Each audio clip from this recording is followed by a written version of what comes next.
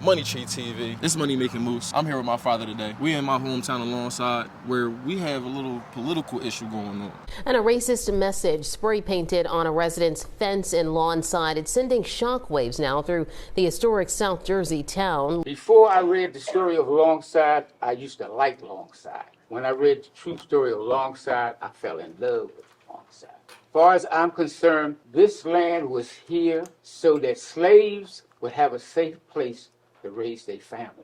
When you walk here, it should be sacred land because the people before us had to hide this borough so that the oppressors would not come and destroy it. I don't remember this ever happening in Lawnside, when someone would come in and deface, damage, intimidate, harass, threaten Lawnside residents. The message left last week was, if you read through the line, coded. And what's the code? You don't belong here. Can you believe that? Lawnside. I was looking for leaders in this town to lead. I went to talk to the mayor. She wasn't home. I left my business card at her house. She did call me. The only thing is, and this is just me, I got the impression that it wasn't taken seriously. I told him while we were on the phone, I said, well, can you send me a picture? Then the picture came across. Immediately, I said, that is a hate crime.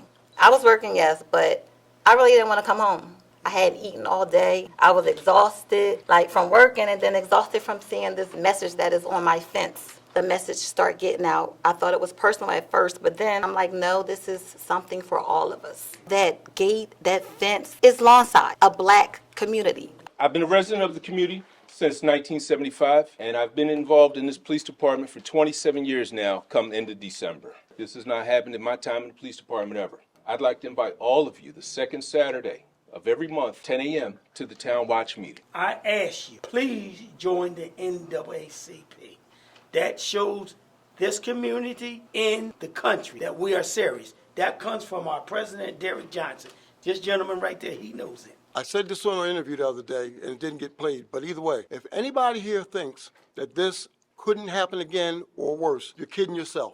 I'm telling you this based on my experience. We investigate a lot of arson and bomb crimes, which are one of the hallmarks of white supremacist organizations. I have a question. We heard a list of problems, and I only listed 2 solutions: increased police patrols and the Town Watch. Are there any other solutions that are going to be coming out of this meeting or that you can think of? The mayors and elected officials can put pressure on the county to take it seriously. At the same time, we're not trying to start a race war, so it's very, very important that we do have different cultures out here. I think right now we should be communicating with the men that live in Lawnside, because we can say we're looking for other people to step in, but Lawnside, this is our area. The fathers of Lawnside, the brothers of Lawnside on alert. So when something like this happens, then we will put the world and all these communities on notice that we're not going to tolerate this type of nonsense in Lawnside, New Jersey, and that all the men will be there when something like this happens. One of the speakers said, Farrakhan said, they were out looking for weapons of mass destruction. He said there's no weapon of mass destruction until the black folks get together and work together. So we can do it if we work together. Look, this is SK, and I come here to say we got to get intact with our communities, had the youth in the communities. We got all these older folks out here standing on business for the community, but I need the youth to really show up. Got to show up.